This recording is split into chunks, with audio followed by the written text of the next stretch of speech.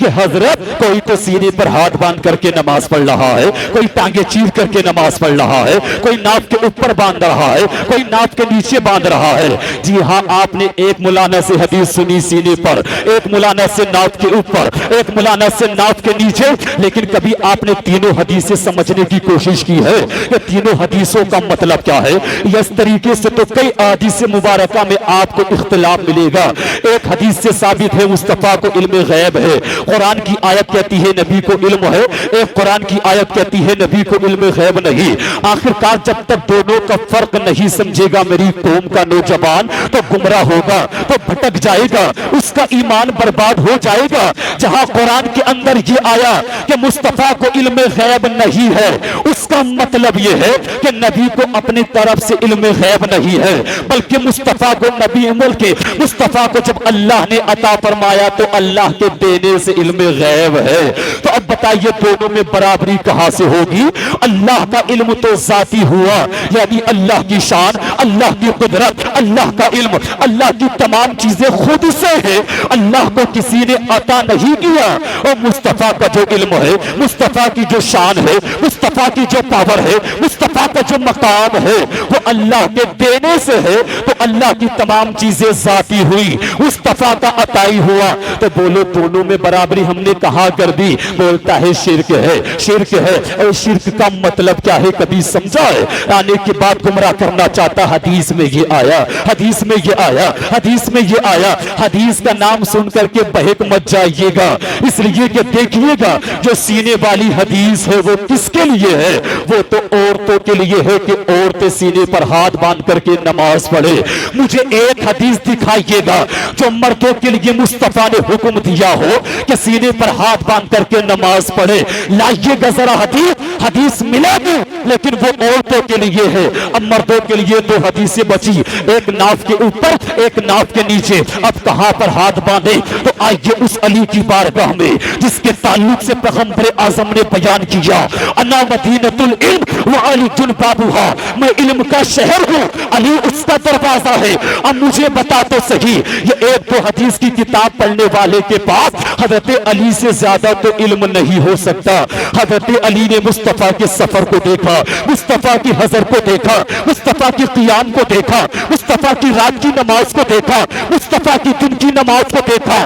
وہ علی بیان فرماتے ہیں ان من السنت وضع الکف علی الکف فی الصلاۃ تحت السرہ۔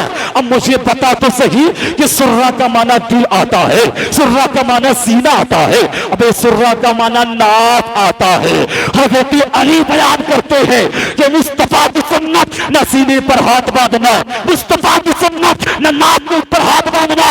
اگر مصطفیٰ کی سنت پر عمل کرنا ہے تو ناف کے نیچے ہاتھ باندھنا ہوگا، تو مصطفیٰ کی راضی ہونے سے تیری نماز بھی سنت کے مطابق ہو جائے۔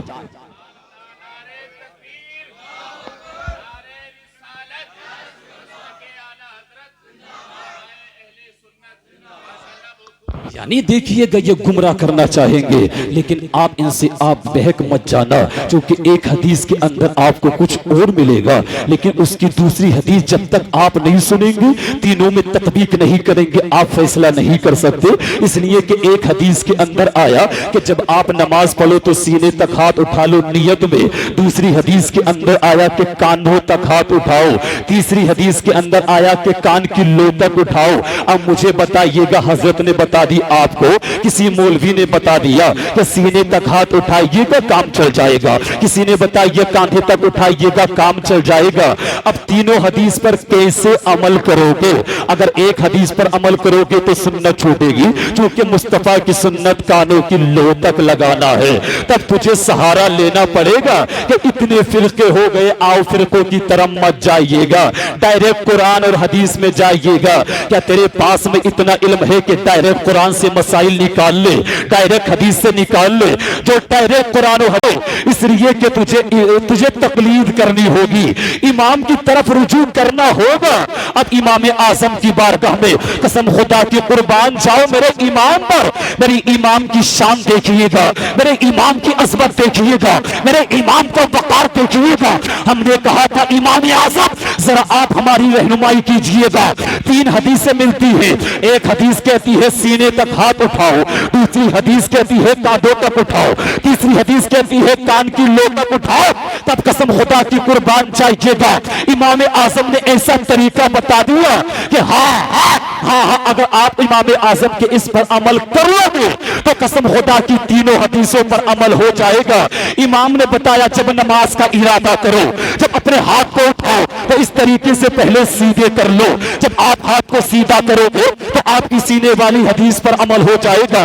लेकिन अभी नियत नहीं बांधना, बल्कि थोड़ा ऊपर करना, जैसे कांधे तक लेकर के जाएगा तो कांधे वाली हदीस पर अमल हो जाएगा। और कांधे के बाद में उसके बाद कान की लोग से लगा देना। कसम खुदा की पैगंबर आज़म बयान फरमाते हैं, उनकी हदीस को मेरा इमाम समझाता है वो तीनों हदीसों पर अमल ऐसे होगा। जब यहाँ हाथ लेकर के गया तो सीने वाली हदीस पर अमल हो गया, जब कांधे तक लेकर के गया तो कांधे वाली हदीस पर अमल हो गया, और जब कान की लोग ने लगा दिया तो कसम खुदा की तीनों हदीस पर अमल हो गया। आज इमाम की बारगाह में सच्चे दिल के साथ तौबा कर ले, अभी भी वक्त हो। ईमान को बर्बाद मत कर, अकीदे को बर्बाद मत कर। अगर ईमान चला गया, अगर अकीदा चला गया, न अल्लाह नमाज को कबूल फरमाएगा, न रोजे को कबूल फरमाएगा। वही इंसान कामयाब है। ये हुकूमत मरना है, चाहे हुकूमत के जरिए से मरो, चाहे एक्सीडेंट से मरो, चाहे घर के अंदर मरो, मरना है। लेकिन मरने की हालत वो इंसान कामयाब हो जो दुनिया से मर जाए लेकिन अपना ईमान और अकीदा सलामत लेकर के चला जाए। जो अपना ईमान और अकीदा सलामत लेकर के जाएगा वो जन्नत के अंदर जाएगा, और जो अपने ईमान और अकीदे को खो देगा, जो इनके पीछे चलेगा, वो जहन्नम के अंदर जाएगा।